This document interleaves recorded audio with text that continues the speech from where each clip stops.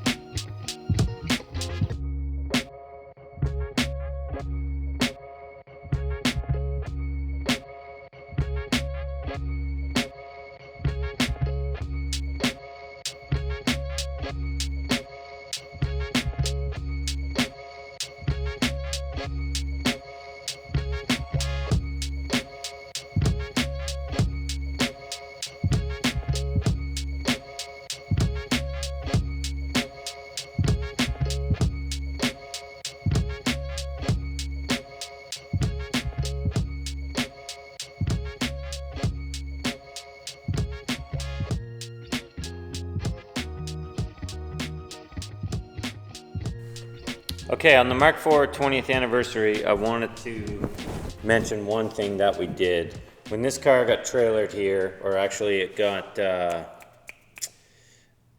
brought on a dolly, it didn't have axles. It didn't have an axle on one side at all, and the other side wasn't connected.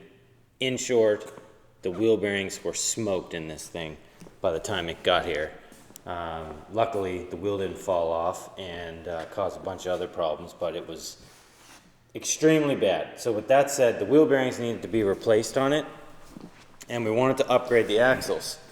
The 337 and the 20th anniversary have their own specific outers, which only allow for dry shaft shops 500 horsepower axle kit.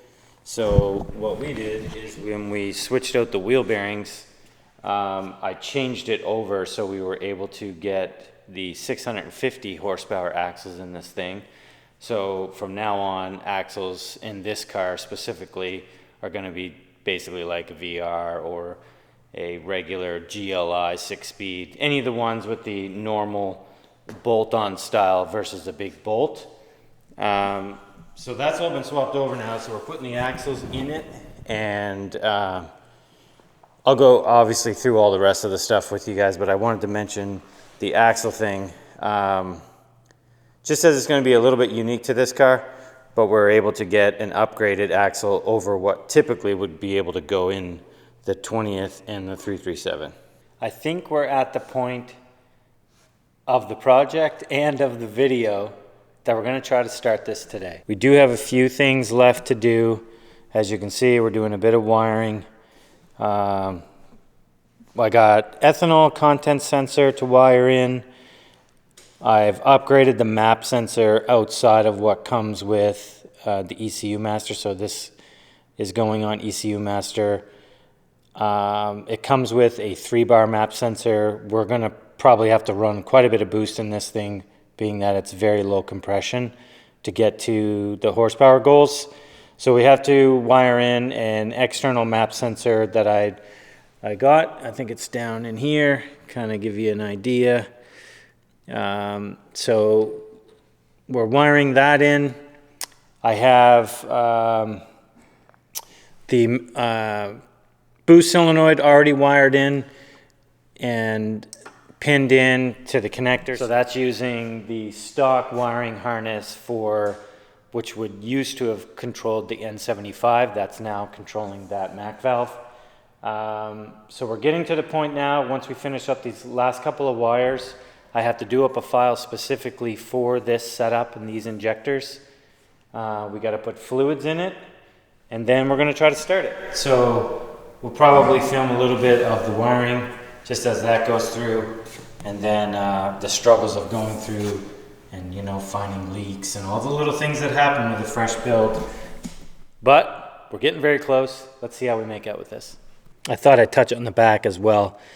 The surge tank has 2 fuel pumps in it. Those, for the most part, are wired and ground. We have a couple wires to tap into the relay, and we have to tap in to the signal from the original pump to turn these on at the same time. So that way, if anything happens with the fueling system, all the pumps will just stop working, so that you can't just run the car by mistake on just the pump in the tank.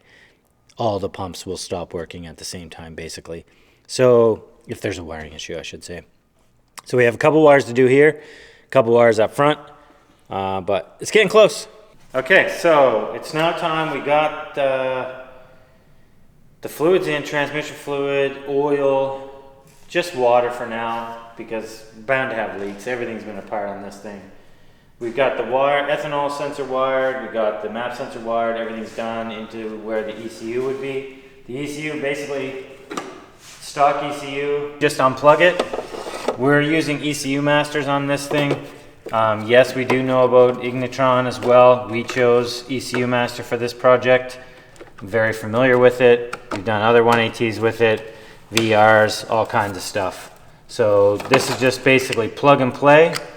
2 ECU connector harnesses go in like that. We have the additional harness that we made for the additional sensors that we've added. We can add a whole bunch of other stuff through this as well. That just plugs into the back. And then this is just gonna go in its home in there. I'm not gonna tuck it in right now because I do have to connect to it so that we can load the file on it for this specific application. So this is running 1700cc injectors. Obviously you've seen the fuel pump setup we got. It will be running ethanol and pump gas. We're gonna do a flex fuel tune on it.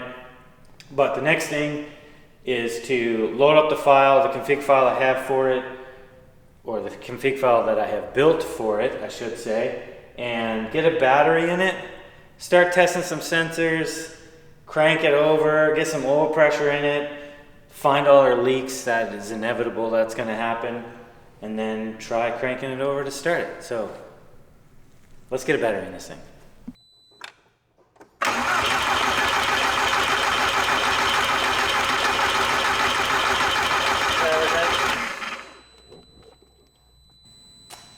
But I see fuel pressure in it already, so I'd say fire it up, see what happens. Okay. Rest of the moon shut off. Yep. It might rev up a little bit, but if it tries to go to like 5,000 RPM, shut it off. Yeah.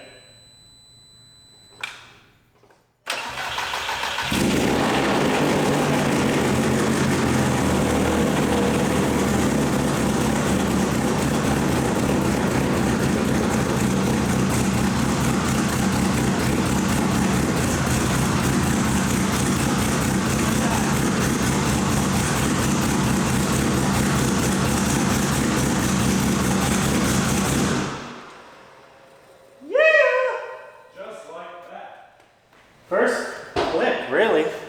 Yeah, like. All right, now that it's alive, fixed the small leak, we got to check base timing before we get too crazy with this thing. So timing link's out, everything's set up to check the timing. We just basically got to match the timing of the ECU to the engine so that as we're controlling ignition, the engine's doing exactly what the ECU is telling it to do, and it matches. So that's what's next. All right, the Mark IV was supposed to be on the dyno this afternoon. Went to pull it out, and the slave let go. So here's the transmission is out of the car. Lots of fluid in there.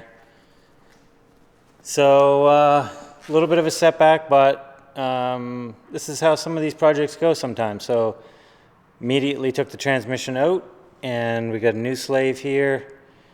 And this was an old used clutch setup and slave and everything that he had supplied for this. So clutch and everything, we tried to reuse it all. The slave obviously gave up the ghost, but we're ready to bleed the new slave and get the transmission back in the car, and maybe it'll end up on the dyno today. We'll see. Obviously you've seen we had to replace the slave last minute. Got all that done. We're just gonna re-bleed the brakes again because they do need it. And just a regular oil change because the car's been up and running now quite a few times. So now it's time to finally get the thing on the dyno. Hopefully we don't see any more hiccups, but again, that's kind of the way this stuff goes. The more and more stuff that's apart on it, the more likely there's going to be things that are missed or leaking or not tight or whatever. And the fact that everything's just up and running for the first time, it's bound to happen. But the dyno's cleared out. We are ready to do a couple more things like I mentioned, and then we'll hopefully have it on the dyno here this morning. Oh, and yeah, this was the culprit. O-rings blew out of that, as you can see. Maybe not. See down in the corner there, O-rings busted out of it. So yeah, we've replaced it with a regular slave in this scenario. That wasn't required. It just happened to be what the owner supplied, so we put it in. But back to normal. Okay, next thing on the list, preventing this from getting on the dyno.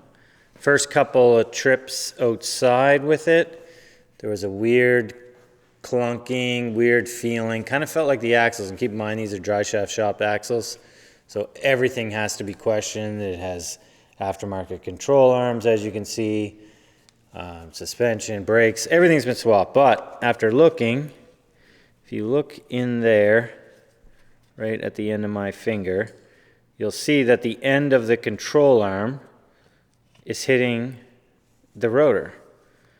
And it does it on the front and on the back of the control arm on both sides. So basically, we need to put a little bit of camber in this thing to get this control arm to sit away from this disc. So hopefully that fixes the little bit of clunking, and then we can get it on the dyno. Wishful thinking. Beeping. You're beeping? Or You're already filming? Yeah, close Before up. we get to the end of this, before we get to this, Clayton, 2.5 content, I got 2 engines ready. We have a whole bunch of content coming for the 2.5 guys. They've been asking me forever. Look at all of them. You got this one. I got this one, yeah, you got one this of them. Is this one going in the S3? Yeah, actually we could put that in the S3. Yeah. But this car, Mark IV, you guys seen it in the video. Now, we fired up, we got her running. Should just fire up now. Where'd you go? I can't see it.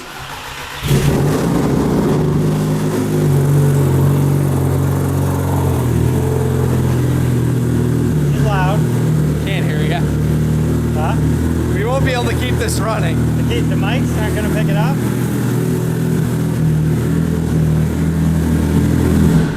Yeah, the idea is to keep that probably running, but it's not happening.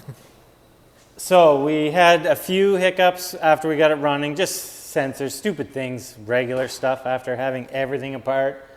But we got everything basically configured now. It starts up, runs fine now. The only thing that's left really, I think, the alignment was really bad. We fixed some of that, but the brakes, looks like the brakes had all been replaced and some of the bleeders are loose and stuff, so we have no brakes currently. So that's all we got to do in regards to getting this thing moving. I've already driven it outside and stuff. That's when I realized there was no brakes. So we're to the point now of basically getting this thing on the dyno to see what kind of power it can make. It does have ethanol in it right now. I can smell that. Yeah, that's what we're going to tune it on first. But the goal is to do a fuel. Try that again, Clayton. The goal is to try to do a full flex fuel tune on it so he can run pump gas, run ethanol in it, and the ECU will just do its own thing. So, Clayton, I mean, there's probably a good amount of footage of this from the last time. I have a feeling that this is going to be fun to edit too. This is probably not going to be fun for Clayton to edit. However, lots have happened over the last couple of weeks. We're to the point of getting it on the dyno. If you guys have any questions or comments about this specific 1AT, ask below. We do have some more 1AT content coming up shortly as well. So bear with us. We try to, touch on all the engines. As mentioned, we got 2.5 stuff. Thanks for the support. See you in the next video. We're going to World Cup. Maybe we'll see you guys there.